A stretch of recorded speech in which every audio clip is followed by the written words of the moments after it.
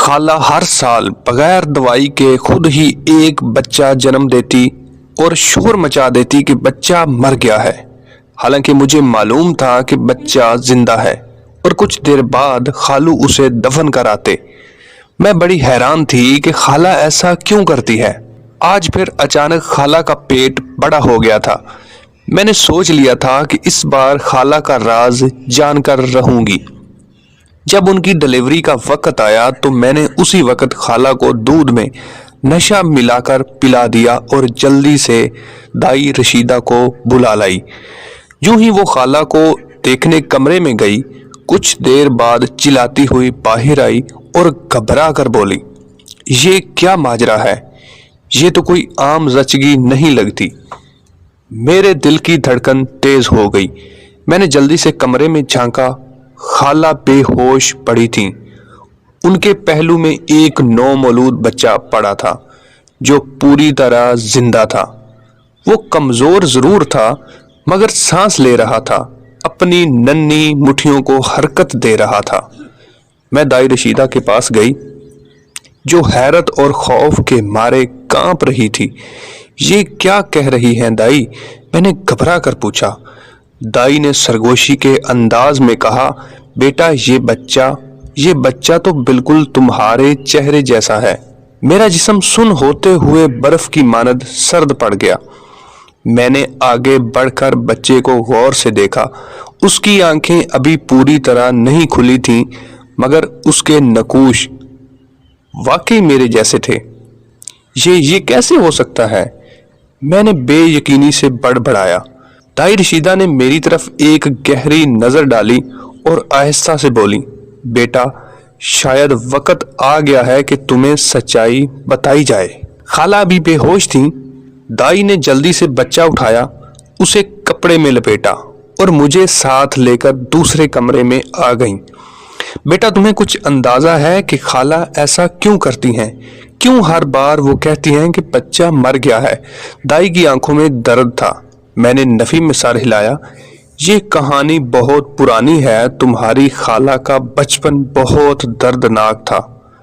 ان کی شادی بہت کم عمری میں کر دی گئی تھی اور تمہارے خالو، دائی رک گئیں جیسے الفاظ نہیں مل رہے ہوں۔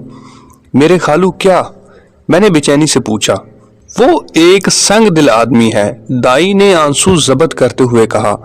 جب تمہاری خالہ پہلی بار ماں بننے والی تھیں تو خالو نے سختی سے کہا کہ انہیں بیٹی نہیں چاہیے، صرف بیٹا چاہیے، اور جب پہلی بار بیٹی پیدا ہوئی تو دائی نے لمبی سانس لی اور میری آنکھوں میں دیکھ کر بولی، اس معصوم کو زبردستی مار دیا گیا۔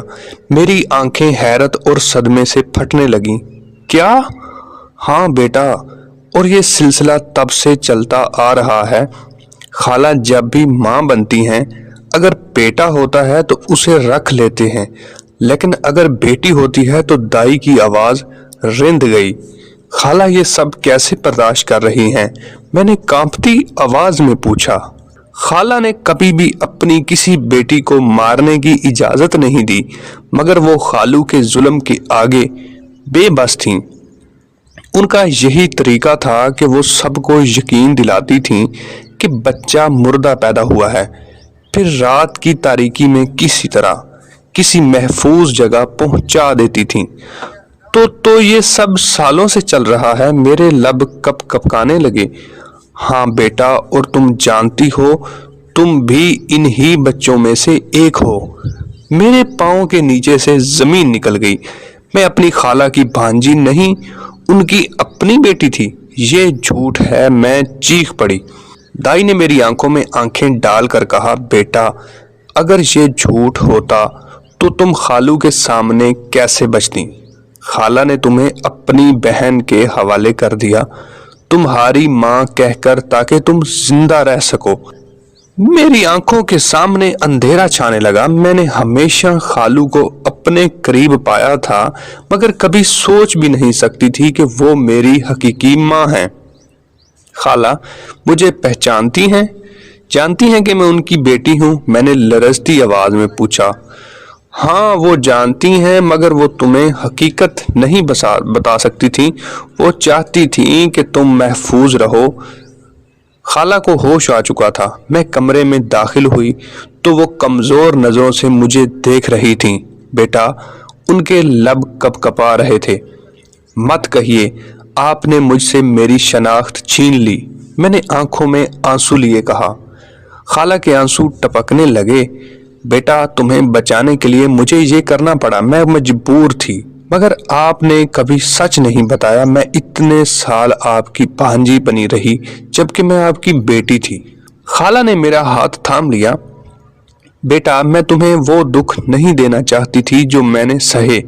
मैं चाहती थी कि तुम एक अच्छे माहौल में बड़ी हो, जहां तुम पर कोई जुल्म न करे। मैंने रोते हुए उनके गले लगकर कहा, मगर माँ, क्या कभी ये सोचा कि मैं सच जानने के बाद कैसा महसूस करूंगी?